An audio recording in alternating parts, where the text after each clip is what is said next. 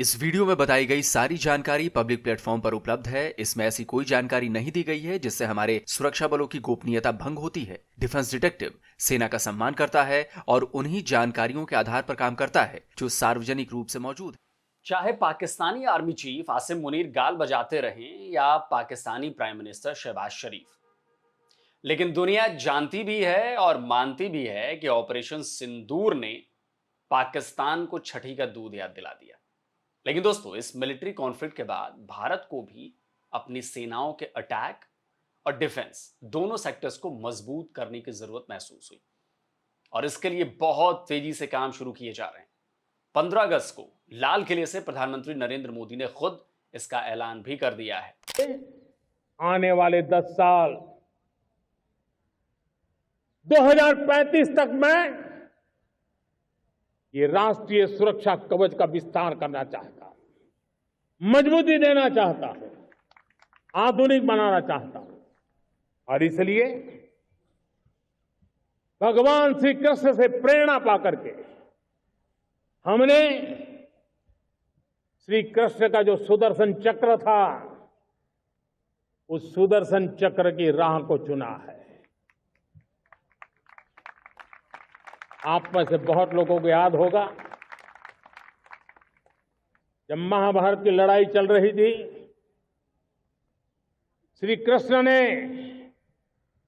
अपने सुदर्शन चक्र से सूर्य के प्रकाश को रोक दिया था और दिन में ही अंधेरा कर दिया था। सूर्य प्रकाश को सुदर्शन चक्र से रोक दिया था और तब अर्जुन ने जो शपथ ली थी जयद्रथ का वध करने की, उस प्रतिज्ञा को अर्जुन पूर्ण कर पाए थे। वो सुदर्शन चक्र के पराक्रम और रणनीति का परिणाम था। अब देश सुदर्शन चक्र मिशन लॉन्च करेगा। प्रधानमंत्री का यह भाषण केवल भाषण नहीं था, बल्कि भारत के डिफेंस को मजबूत करने के लिए शुरू किए गए कई प्रोजेक्ट्स को और तेजी से बढ़ाने की कोशिश की थी और तेजी देने की कोशिश है।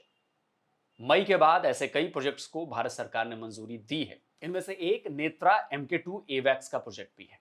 भारत सरकार ने 20,000 करोड़ की लागत से नेक्स्ट जनरेशन एवैक्स यानी airborne early warning and control system के डेवलपमेंट प्रोजेक्ट को मंजूरी दे दी है। 20,000 करोड़ रुपए, यानी अगर इन्हें हम डॉलर्स में तब्दील करें तो तकरीबन 2.3 बिलियन डॉलर्स की लागत से DRDO होममेड एवैक्स बनाएगा। वैसे DRDO पहले भी airborne early warning and control system बना चुका है, लेकिन ये एवैक्स उनसे ज्यादा सक्षम, ज्यादा मॉडर्न और ज्यादा कारगर होने वाले हैं।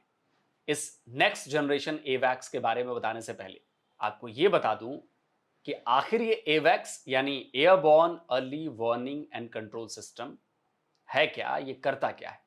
तो अगर मैं सीधे सपाट शब्दों में कहूं तो ये एक फ्लाइंग रडार सिस्टम है, एक ऐसा एयरक्राफ्ट जिस पर रडार्स लगे हुए हों।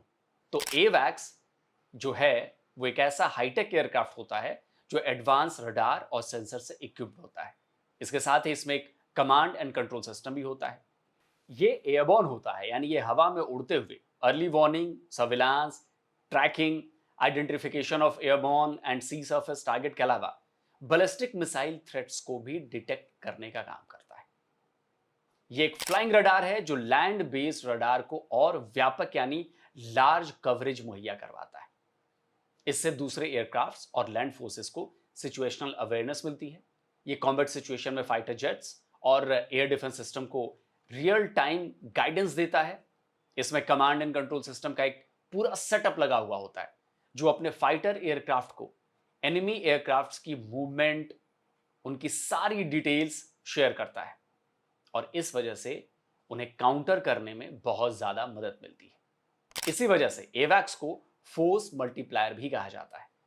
अब सवाल उठता है कि जब लैंड बेस्ड रडार मौजूद हैं तो फिर एयरबॉर्न रडार की जरूरत क्यों है? जी हां, बहुत जरूरत है, क्योंकि airborne radar land based radar से ज्यादा इफेक्टिव होते हैं, ज्यादा कारगर साबित होते हैं। असल में लैंड बेस्ड रडार्स होते हैं उनको कई तरह की बाधाएं झेलनी पड़ती हैं, यानी कि ऑब्स्टिकल झेलने पड़ते हैं। अगर रास्ते में पहाड़ है या दूसरी ऊंची नीची चीजें हैं तो उनके सिग्नल्स डाइवर्ट हो सकते हैं, बार हो सकते हैं, लेकिन एवैक्स के साथ ऐसा नहीं। ऊंचाई पर उड़ते हुए इसके रडार और सेंसर्स बेहतर परफॉर्मेंस देते हैं। अब बात करते हैं 20,000 करोड़ रुपए के उस प्रोजेक्ट की जिसके तहत डीआरडीओ नेत्रा MK2 एवैक्स बनाने वाला है। इंडियन एयरफोर्स अभी 6 एवैक्स ऑपरेट कर रही है। इनमें से 3 जो है वो नेत्रा MK1 है, जबकि 3 फाल्कन एवैक्स हैं। नेत्रा MK1 को डीआरडीओ ने बनाया है, इसे ब्राजील से लिए गए एम्बरेर 145 जेट पर लगाया गया है, जबकि जो फाल्कन एवैक्स हैं वो इजराइल से लिए गए थे, जिसे रूस से खरीदे गए IL-76 एयरक्राफ्ट पर माउंट किया गया है। नेत्रा MK1A ऐसा यानी active electronically scanned array antenna based radar, जो इलेक्ट्रॉनिक सिग्नल सिस्टम है, ये उस पर बेस्ड है और ये 240 डिग्री की कवरेज देता है, जबकि इसकी जो डिटेक्शन रेंज का है वो 250 से 375 किलोमीटर के बीच है। वहीं इजराइल से लिया गया फाल्कन 360 डिग्री का कवरेज देता है और इसकी डिटेक्शन रेंज 400 किलोमीटर तक है। अब भारत अपने इस फ्लाइंग रडार के बेड़े को और बड़ा और मजबूत करने के प्रोजेक्ट पर काम कर रहा है। देखिए, पिछले साल ही खबर आई थी कि इंडियन एयरफोर्स 12 एवैक्स के प्रोजेक्ट पर काम कर रही है। फिर मार्च में खबर आई कि इंडियन एयरफोर्स 12 एवैक्स और एक स्पेशल रोल एयरक्राफ्ट खरीदने जा रही है, लेकिन इसके बाद इस पर कोई अपडेट नहीं आया था। फिर ऑपरेशन सिंदूर के बाद जुलाई में खबर आई कि भारत सरकार ने डीआरडीओ के नेत्रा MK2 प्रोजेक्ट को मंजूरी दे दी है। 20,000 करोड़ रुपए के इस प्रोजेक्ट में नेत्रा MK1 से हाईटेक एवैक्स बनाया जाएगा। डीआरडीओ इसका मॉडल तैयार कर चुका है। साल 2021 में डिफेंस एक्विजिशन काउंसिल ने 6 एवैक्स बनाने के प्रोजेक्ट के लिए एक्सेप्टेंस ऑफ नेसेसिटी यानी AON दे दिए थे। इस एवैक्स को एयर इंडिया से खरीदे गए एयरबस A321 पर माउंट किया जाएगा। इसमें 2 रडार होंगे, multi mode active phase array radar air to air और एयर टू सी सर्विलांस का काम करेगा। इसका dorsal system active aperture technology पर बेस्ड होगा। दूसरा एक्टिव एरे बेस्ड ऐसा रडार एयरक्राफ्ट के नोज कोन पर होगा जो 30 डिग्री का फ्रंट कवरेज देगा। बताया जा रहा है कि इसकी जो डिटेक्शन रेंज होगी, यानी कि जो एनिमी एयरक्राफ्ट्स हैं या जो एनिमी के एरियल थ्रेट्स हैं, उनको ये 500 किलोमीटर से भी ज्यादा दूर पर डिटेक्ट कर सकता है और इसका जो रडार है वो 300 डिग्री की कवरेज देगा। इसकी ऑपरेशनल हाइट जो है वो 5,000 से 30,000 फीट तक होगी। आप सोचिए, ये एयरक्राफ्ट 500 किलोमीटर दूर से ही दुश्मन के फाइटर जेट्स और मिसाइल्स को ट्रैक कर लेगा। इतना ही नहीं, ये ड्रोन और दूसरे लो रडार क्रॉस सेक्शन वाले थ्रेट्स को भी डिटेक्ट और ट्रैक कर लेगा। तभी इसे नेत्रा MK1 की तुलना में ज्यादा एडवांस बताया जा रहा है। देखिए, दुनिया के कई देशों की एयरफोर्स एवैक्स का इस्तेमाल कर रही है। अमेरिका, रूस, इटली, ब्रिटेन, यूक्रेन, स्वीडन, चीन, Australia, Chile, Brazil, Egypt, France, Greece, Israel, Japan, north और साउथ कोरिया, मैक्सिको समेत और भी कई देश हैं जिनके पास एवैक्स टेक्नोलॉजी भी है। लेकिन भारत के लिए चुनौती पाकिस्तान और चीन है। इन दोनों के पास भी एवैक्स हैं और भारत से ज्यादा हैं। ऑपरेशन सिंदूर से पहले पाकिस्तान के पास कुल 9 एवैक्स थे जो इन्होंने स्वीडन की कंपनी साब से खरीदे।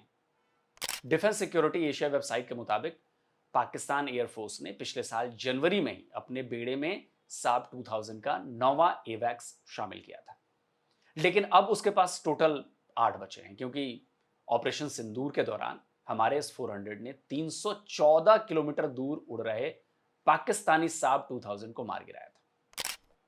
वहीं अगर चीन की बात करें तो इस मामले में वो भारत से कहीं ज्यादा आगे, और भारत के लिए ये कहीं से भी अच्छी बात नहीं कही जा सकती, क्योंकि युद्ध की स्थिति में चीन के पास आसमान में भारत से कहीं ज्यादा आंखें मौजूद होंगी। टाइम्स ऑफ इंडिया की रिपोर्ट के मुताबिक चीन इस वक्त 30 से भी ज्यादा एवैक्स इस्तेमाल कर रहा है, जिसमें KJ-2000, KJ-200 और KJ-500 शामिल है।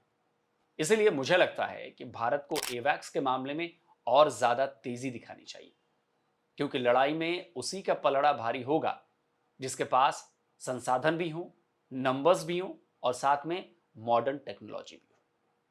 देखिए, भारत ने कदम बढ़ा दिया है और उम्मीद की जा रही है कि आने वाले कुछ सालों में भारत की जो एयरफोर्स है, यानी हमारी इंडियन एयरफोर्स के पास स्वदेशी एवैक्स का नया और ताकतवर बेड़ा होगा, जो पाकिस्तान और चीन के आसमान ही नहीं, समंदर में भी होने वाली हर हलचल पर पैनी नजर रख सकेगा और जरूरत के वक्त हमारी सेनाओं की ताकत को बढ़ाएगा, उनकी मारक क्षमताओं को बढ़ाएगा।